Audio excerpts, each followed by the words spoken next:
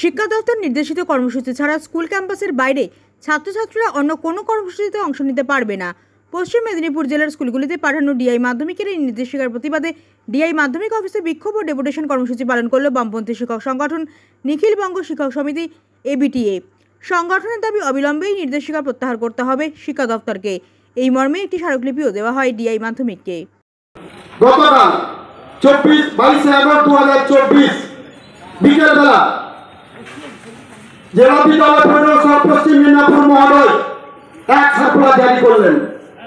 সেই সার্কুলার জারির মাধ্যমে তিনি নির্দেশ দিলেন, আমাদের কেবলমাত্র আমাদের পশ্চিম মেদিনীপুর জেলার প্রধান শিক্ষকদের নির্দেশ দেন যে স্কুলের ছেলেমেয়েরা স্কুল অঙ্গনের বাইরেও কোন সরকারি কর্মসূচি ছাড়া, অর্থাৎ শিক্ষা দপ্তরের কর্মসূচি ছাড়া কোন কর্মসূচি অংশগ্রহণ করতে পারবে না, অংশগ্রহণ থেকে তারা বিরত থাকবে। আমাদের মনে হয়েছে এই মুহূর্তে দাঁড়িয়ে দাঁড়িয়ে এই সার্কুলার, এই জারি করা কালো সার্কুলার বেআইনি, হত্যাকারী এবং উদ্দেশ্য প্রণোদিত। বেআইনি এই কারণে, যখন সর্বোচ্চ আদালত সুপ্রিম কোর্ট নির্দেশ দেয় যে শান্তিপূর্ণ আন্দোলনের পক্ষে, তখন তিনি সেই সুপ্রিম কোর্টের রায়কে না মেনে কোন অজুহাতে কার মূল্যে আনলে তিনি এই নির্দেশ জারি করলেন। হঠাৎ এই কারণে বলব, সারা পশ্চিমবঙ্গের সমস্ত জেলাতেই এই ধরনের সার্কুলার জারি হয়নি, কেবলমাত্র পশ্চিম মেদিনীপুর জেলার ডিআই মহোদয় এই সার্কুলার জারি করেছেন।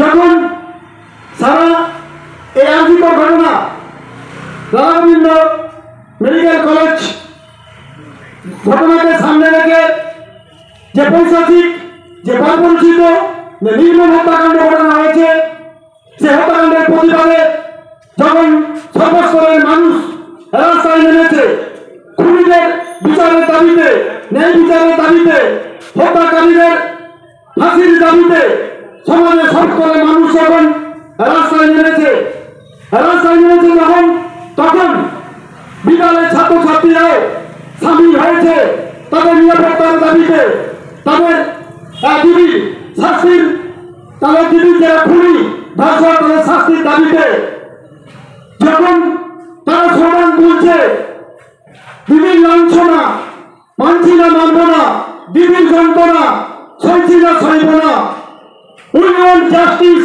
যখন তারা এই স্লোগান তুলে রাস্তায় নামছে, তখন আমার পশ্চিম মেদিনীপুর জেলা ডিআই মহোদয় এক সার্কুলার জারি করলেন। উদ্দেশ্য একটাই, যখন